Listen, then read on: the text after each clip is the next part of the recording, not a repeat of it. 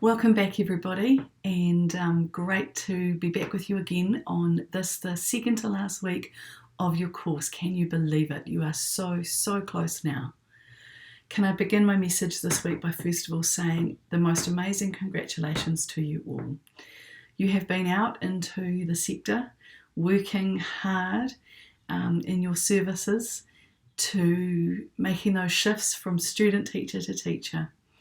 It has been so awesome hearing the feedback coming from your associate teachers, from your visiting lecturers, your practicum appraisers, and hearing just about the amazing work that you're doing out in services, the growth that you have been experiencing, the challenges you have set yourselves, the goals that you have achieved.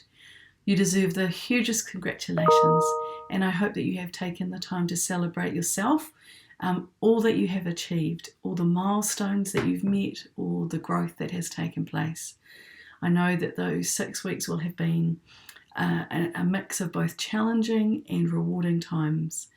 I'm sure a number of you woke up this morning and were probably a little sad that you're not heading back into those services today, and will miss the relationships you have developed with the kaiako and with the tamariki. And I hope that you're able to process that a little bit today and have your eye on these final few weeks. So this week, in terms of content, we are looking at the topic of leadership in early childhood. Now, we tuck this away at the end of the course because I do want you to have some thoughts around leadership before you go out into the sector. The reality is that many of you over the next few years will move into leadership positions because of the experience that you bring, because of the quality of your training, because of the characteristics that you hold and your skill and maturity. Many of you will move into leadership positions over the coming years.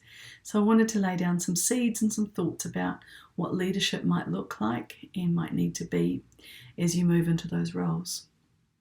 But more so, the more important message that I want you to take away from the session on leadership this week is that we are all leaders. Whether we hold a title that says that we're the head teacher or the supervisor or the room leader, you're all leaders because you have the pedagogical knowledge and skill to lead what is happening in the teaching and learning space in your services when you go and you're out in the workforce.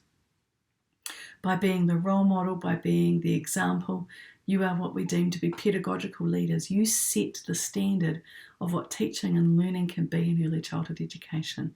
And knowing in each and every one of you, and my confidence in you and what you've learnt in this course, I have every hope that you will be the most wonderful pedagogical leaders who make change, who have high standards, who expect the best, who expect quality early childhood provision, and who will be advocates for it no matter where you might go or find yourselves.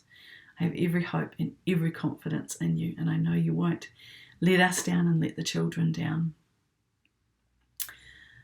I know for many of you, your focus over these next few weeks is on finishing and ending those final assessment points. You've got a couple of assessments due for this paper in 485. First of all, this week you have your practicum task work is due on Wednesday. There is no folder to upload for that. That simply means that as of Thursday morning, we begin the marking process, and everything needs to be ready, visible and complete in your OneDrive or your My Portfolio, whatever it is that you're using. All your documentation needs to be available and complete at that point so that I can begin the marking process, okay? So it doesn't get uploaded onto Stream. We use the same process that we did for the midway check, and I will go on and mark it online and write a summary sheet of feedback to each of you. So just to clarify the expectations for that. Beyond that, you'll also then have one final assessment, which is your weekly summaries. You should hopefully have taken my advice and been working on this week by week as you have gone through the course. So hopefully this isn't a big task at all. You should just have to do one final piece this week to add to your summaries.